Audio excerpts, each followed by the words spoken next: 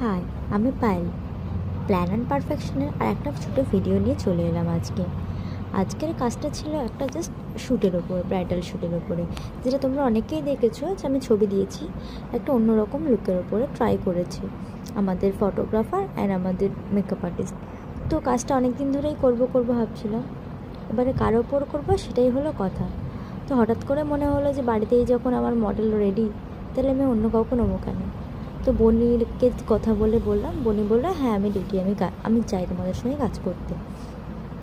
তো যখন ঠিক হলো যে কাজটা করার কথা, তো দিদি আর ভুতুকে আমি ডেকে নিলাম। তো দুজনে ওরা এসেছিলো, খুব মজা করে ওরা কাজ করেছে তিনজনে বসে বসে। কিন্তু আমি সঙ্গে ছিলাম না, কারণ আমার ছেলের যেহেতু শরীরটা একদমই ভালো ছিল না, তো আমি ওর কাছেই ছিলাম। ভিডিও বলো ফটো বলো বেশিটা আমি থাকতেই পারিনি, পুরোটাই ওরা তিনজনে মিলে করেছে।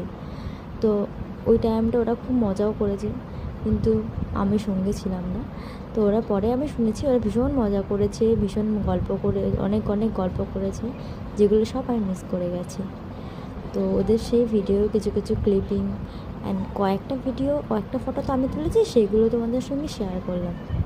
আর যেহেতু অনেক দিন পরে এই কাজটা হয়েছে, তো আমি ভীষণ খুশি ছিলাম। আর আমাদের বাড়িতে কাজটা হয়েছে, আর অনেক দিন পর ওরা সবাই আমাদের বাড়িতে এসেছে, তো সেটা একটা আলাদা রকম ছিল।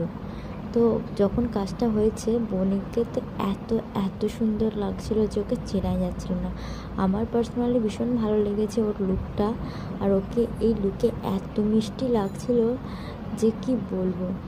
মানে আমি শুধু এটাই ভাবছিলাম যে কিছু বছর পর যখন ওর বিয়ে হয়ে যাবে, তখন কি করব আমি, মানে এত কিছু কী করে, মানে এই টাইমগুলো যে এত তাড়াতাড়ি চলে যাচ্ছে, কী হবে, এই ব্যাপারগুলোই মাথায় আসছিল।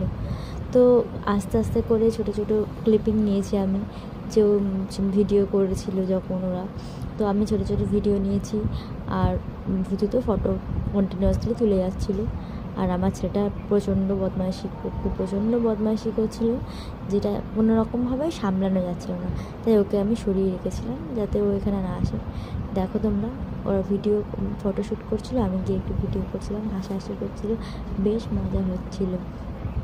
তো লাস্ট যখন ফটোগুলো তুলছিল, তখন আমি ওকে নিয়ে চলে গেছিলাম খাওয়ানোর জন্য। তো ওই ফটোগুলো লাস্টে কিছু দিয়ে দিলাম। তোমাদের কিন্তু কেমন লেগেছে সেটা অবশ্যই জানিও।